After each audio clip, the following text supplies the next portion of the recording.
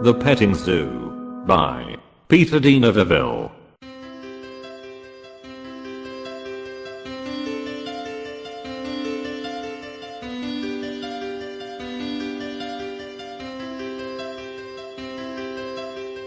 At first Johnson thought it was a joke. Speeding down the country road, the crude sign was only a blur, but it was that one word. Slowing down, he swung the Lexus onto the paved shoulder. In the rearview mirror, he could see it clearly. The sign was tacked to a stick that was stuck in the ground just beyond the paved shoulder. Shifting the powerful car into reverse, Johnson jammed the accelerator down. The tires squealed, and loose gravel flew as he tore back up the road. Screeching to a halt, Johnson stared at the faded handwriting. Ellsworth's famous Spider Petting Zoo. 5 Ms. Next RT. Spiders fascinated Johnson. One summer, when he was 8, a large gold and black spider had taken up residence underneath the shingles by the back door. Every morning, Johnson would gather up ants in a jar from a nest in the scrubby woods behind his house. One by one, he would drop the wriggling insects into the web. With lightning speed, the spider would spring from her hiding place and race towards the victim. Sinking her fangs into the ant, she would retreat, waiting for the poison to take effect. When the ant slowly stopped struggling, she would climb back down and delicately wrap her prey in a white shroud. This continued until, one day, his mother caught him. "What a cruel little boy you are," she scolded between clenched teeth as she pummeled his backside. He could still feel the shame of being spanked. Years later, in a rare moment of remorse, Johnson wondered what it was like for the ant. Trapped helpless waiting for the spider to return. Did they know fear or horror? Or was that something only humans experienced? The insect brain was too small, he told himself. Or so he hoped. 5 miles, thought Johnson. This side trip might only add another half hour or so to his journey. He would still have time once he got to his motel to have a shower. The dinner meeting with the buyer from the supermarket chain wasn't until 6 o'clock, and it was only 4 now. Coasting forward, Johnson scanned the road looking for the turnoff. About 100 yards ahead, he saw a lane that intersected with the highway. Flicking on his turn signal, he shot a quick glance at his watch. "If I don't find it in 15 minutes, he promised himself, I'll turn back." Accelerating smoothly, he turned onto a well-paved secondary road with deep ditches on either side. Punching the buttons on the CD player, he stretched his arms, settling back into the soft leather seat. As the throbbing beat of Queen filled the Lexus, his mood lightened. An unexpected adventure in an otherwise boring day. Johnson hated his job. Endless meetings with bad food and balding buyers. Too many drinks and too many hangovers. He was packing on the pounds too. "I have to get back to the gym," he reminded himself. The only redeeming feature of his job was that he was good at it. Top sales rep for the last 3 years. "I should have been an actor," he told himself. "Instead I'm selling toilet paper and tampons to these turkeys." As the needle on the speedometer crept higher and higher, the neatly kept fields and freshly painted houses became a blur. Mile after mile slipped by. Johnson felt that he and the car had become one, soaring along like a hawk on a summer breeze. But his mood soon soured. The condition of the road deteriorated. Asphalt gave way to chip seal, which gave way to gravel, and finally ended up as dirt. Johnson jumped on the brakes when a huge pothole emerged in the center of the road. Cursing the delay, he checked his watch again. It was almost 5. The long drive down the country road had dulled his sense of time. "I better turn around," he cautioned himself. As he studied the road ahead looking for a safe place to make a U-turn, he saw it. An old farmhouse set back from the road. If it hadn't been for the pothole, he would have missed it completely. By the mailbox, a freshly painted sign read, "Ellsworth's famous Spider Petting Zoo. Open year-round. All visitors welcome." This must be the place, he concluded. Carefully turning up the heavily rutted lane, Johnson wondered what he would find. Perhaps one of the locals playing a joke on the tourists. he mused. Tall grass slapped at the bottom of the car, and rusted barbed wire clung to rotted posts that ran alongside the lane. In the entilled fields, scrubby bushes had sprung up like mushrooms.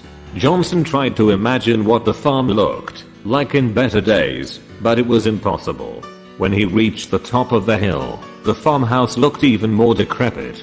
Blistered paint hung from the wooden shingles and there was a disturbing sag in the middle of the roof. What once had been the side garden was now occupied by tall thistles, and a mass of tangled timbers indicated the former site of the main barn. Except for the glass still being intact in the windows, the house looked abandoned. Where is everybody? Thought Johnson. In response to his question, an old woman dressed in a black skirt and a woolen sweater stepped out the side door. She was gnarled and withered like the lone apple tree that stood in the yard. Johnson guessed she must have been at least 70, maybe even 80 years old. What you want? She spat. Turning off the CD player and rolling down the car window, he replied, "Is this the petting zoo? That's what the sign says, don't it?" Ignoring her rudeness, Johnson continued, "Are you open? I'll get Jake." He out back chopping wood. He watched as she shuffled down a dirt path and disappeared around a corner of the house. Charming, thought Johnson. Opening the car door, he stepped out. Despite the poverty, the farm had a certain rustic appeal which reminded him of the house that he grew up in the country. But there was something odd. Something missing. Where are the flies? Thought Johnson. On most farms the low buzz of the black swarms was constant. But here there was none. Except for the moaning of the wind, it was quiet. Perhaps it was the lack of animals, he thought. Or maybe it was the stiff breeze at the top of the hill that kept them at bay. Glancing at his watch, he frowned. It was after 5 o'clock. If he did not get back on the road soon, he would be late for his appointment. Either that or skip his shower. After driving all day, Johnson did not want to skip the soothing ritual. Taking one last look around, he reached for the handle of the car door. Just then the old woman reappeared, and behind her an even more wizened up old man wearing faded blue overalls and a nicotine-stained undershirt. Stopping at the corner of the house, the old man spat out a long jet of chewing tobacco on the ground. Wiping his mouth with the back of his hand, he paused momentarily to study Johnson. Speaking to the old woman, he said in a low tone, "Thought I heard a car come up. Wants to see your spiders," she said before she turned away and went back into the farmhouse, letting the screen door slam behind her. "You wanna see my spiders, young fella? Sure if you're open." "How much?" Looking over the Lexus, he scratched his ruddy face and said, $50. 50. That's ridiculous. Shrugging his shoulders, the old man said, "Take it or leave it. I got work to do." Then he spat out another long jet of chewing tobacco and turned to go. "I can't leave now, after coming all this way," thought Johnson. Taking another quick glance at his watch, he said irritably, all right, but this better be good." The old man smirked and licked his lips as Johnson whipped out a crisp $50 bill from his wallet. Johnson did not like the old man's greedy look and hastily shoved his wallet back in his pants pocket. "Thanks," said the old man sarcastically, snatching the bill from Johnson's hand. Looking it over carefully, he folded it up neatly, stuck it in his pocket and said, "Follow me." The old man led Johnson down an overgrown path to a shed at the back of the farmhouse. Inside, the dim glow of fluorescent tubes highlighted the dozen plywood shelves that ran along the walls. In contrast to the rest of the farm, the shed was neat, almost antiseptic in appearance. Sitting on each shelf was a glass terrarium filled with twigs and rocks. In the case closest to Johnson, a small garden spider was spinning a web in the corner. "That's an orb spider," said the old man. "I know," said Johnson, annoyed by the interruption. "You know spiders?" "A bit," replied Johnson. "I used to study them when I was a kid. I bet you're the type that liked to feed them, eh? Catch bugs, drop them in, see what happens. Fun, ain't it?" Suddenly Johnson was uncomfortable. How did he guess my secret? He wondered. Johnson felt a warm rush of blood to his neck and ears as he started to blush. No need to be ashamed, young fella. All kids do it. It's natural. Trying to change the topic, Johnson asked, "You been at this long? Keeping spiders?" "Yeah, I've been at it a while. Most folks are scared of spiders. Not me. Me and spiders get along real good." Johnson turned back to watch a large black spider in another case sucking up the half-digested slurry of its latest victim. Trying to be polite, Johnson asked, "Bet you don't get many visitors Harry being so far from the highway." "Don't need them," said the old man. "This is just a sideline." Pausing for effect, he added, "I breed them." Johnson looked puzzled. "For the college," explained the old man. "They use them for a search." "Does it pay well?" "Good enough. They don't know squat about spiders," said the old man, spitting on the floor. Johnson looked down and saw that a streak of the sticky black tobacco had splashed on his shoes. "I've been doing research of my own," said the old man proudly. "Spiders are just like any other critter. Cows, horses, dogs, they're all the same. Breed the best with the best, and you get the best or the old man's voice trailed off as he started to laugh. There was something about his tone that made Johnson uneasy. "You wanna see my prize winner?" Johnson looked around. "Oh, she ain't here. I keep her in the barn. She kinda makes these critters nervous." "I can't say I blames them." "Wanna see her?"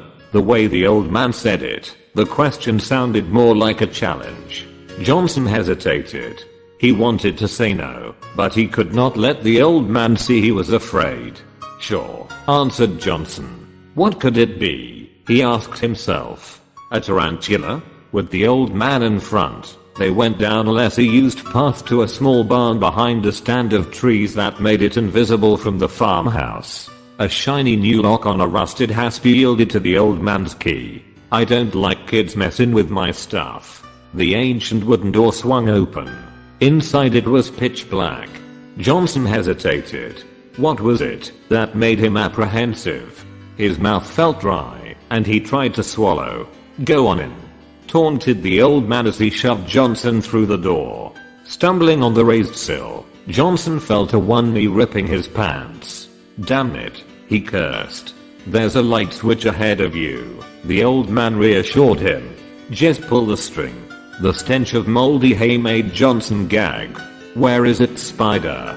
he called out. "She's in the back. You can't miss her."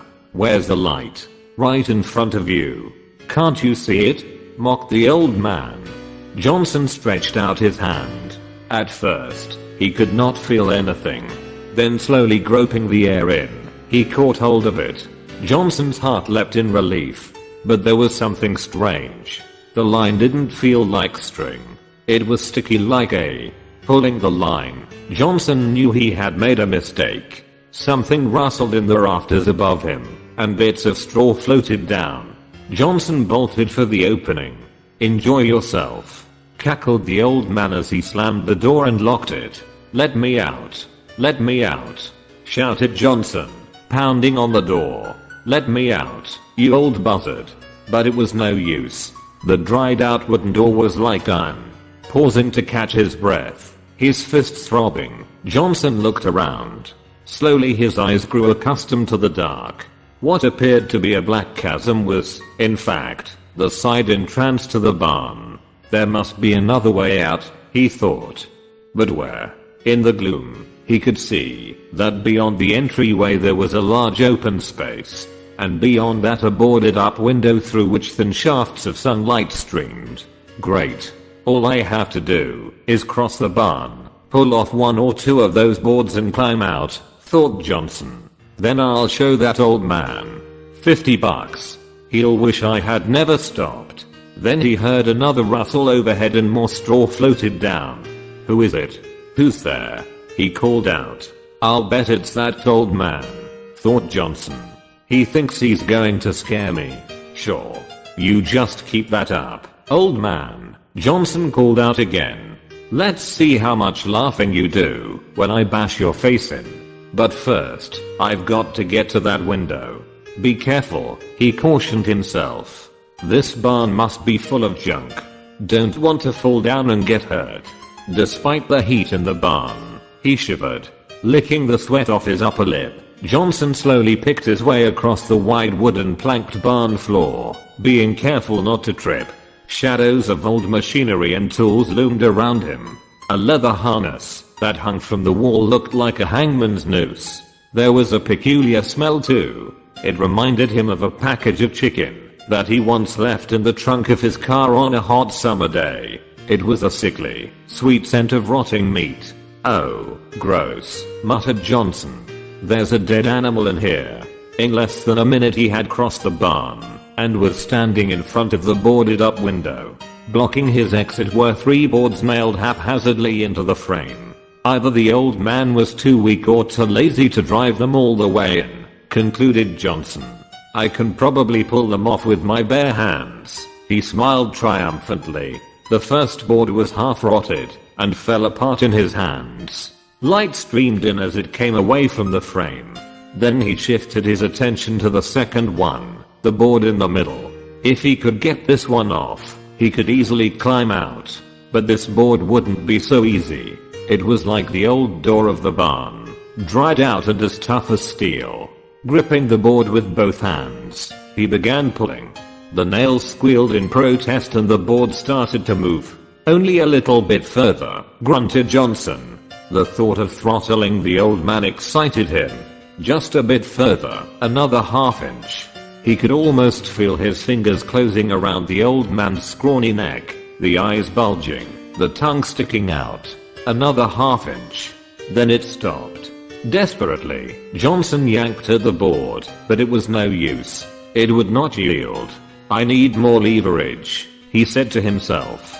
Balancing on one foot, he braced his other against the window frame and started pulling again. The muscles in his forearms and back bulged as he strained against the board. Sweat rolled down his forehead and into his eyes. Come on, he pleaded with the wood. Come on. In his frustration, Johnson did not hear the soft tap, tap, tap on the floor behind him. Tap, tap, tap, like a blind man with his cane. Tap, tap, tap. Then it was too late. It struck. The force of the attack rammed him face first up against the wall, knocking the wind out of him. Warm blood trickled from his nose and ran down his cheek. What was that? Turning around slowly, he could see, in the light from the window, his attacker. It was crouched inside an empty stall along the opposite wall. The legs tensed ready to spring. It was a spider. No doubt one of the old man's experiments. But this was no ordinary spider. It was huge. About the size of a pit bull, with legs that extended out 3 or 4 feet on either side. Its eyes stared coldly at him. Johnson did a quick tally of his injuries. Except for his bloody nose, he was unharmed. Perhaps the large size of the creature made it difficult for it to mount an attack, he conjectured. Possibly it did not even recognize him as prey. Spiders normally eat moths and insects, he reminded himself. Not human beings. When he was a kid, Johnson liked to throw twigs into a web, just to see the spider's reaction. Invariably, after pouncing on the object, the spider would pluck it out of the web, turn it over, and drop it on the ground. Johnson hoped this spider would show the same lack of interest. From its vantage point at the other end of the barn, the creature seemed puzzled, unsure of itself. Spiders are cautious, he told himself. It's waiting for me to make the next move. Although every fiber in his body screamed run, his brain told him stay still. The spider was too big and too fast to outrun. I need a weapon, he told himself. Quickly looking about, he saw the rotten board from the window lying at his feet. It was about 2 feet long with a jagged point at one end. It'll have to do. Slowly, he bent down to pick it up. The spider crouched low, like a sprinter, ready to strike again. Johnson froze, his fingers only inches from the board. Easy girl, he whispered softly. Easy.